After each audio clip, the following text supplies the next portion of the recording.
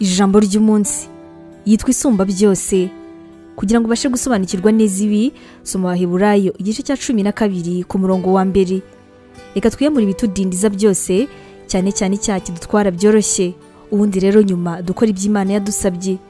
Niyo dushaka kubaho ubuzima bunesha muri Kristo, tugomba kuba twiteguye guhangana n'ikintu cyose kitubuza kuba beza.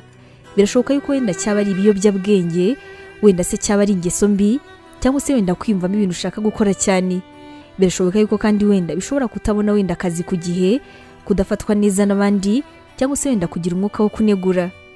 Imana ihora kumwe natwe kuri bya bintu byose bisa n'ibiduhamagarira kujya hejuru. Ibintu byose bisa n'ibikurwaniramo, oya ntabwo ugomba kubyirengagiza. Ntukigire nkaho bidahari, cyangwa se ngo wumve yuko biza kurangira. Nta na rimwe uzigera unesha na gato ibintu utahuye nabyo.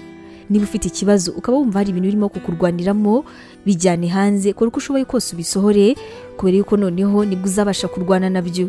Iyo ufite imyifatire iciye bugufi mu kwizera Imana, ntabwo Imana izigera igutererana. Niba ubona watanze imbaraga zawe, Imana izakora inshingano zayo kandi izagufasha gutsinda. Humura, Imana iguha umugisha. Ubutumwa mwabuteguriwe kandi mwabugezwagaho na Nibintije Evangelical Ministries International, ariyo magambo ahinnye izwi nka NIMI.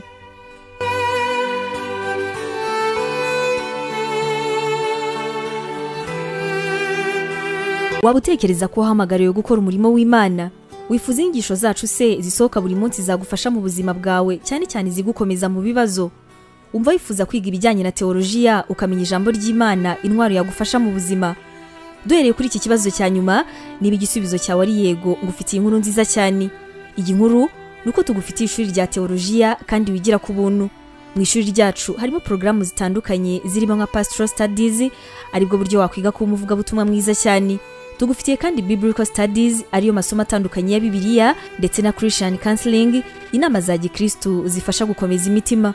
Kugira ngo usobanukirwe biruseho, wasura urubuga rwacu arirwo wa@nemibibleinstitute.com, cyangwa se nanone ukaba watwandikira kuri WhatsApp kuri izi nimero 141 232 650 34.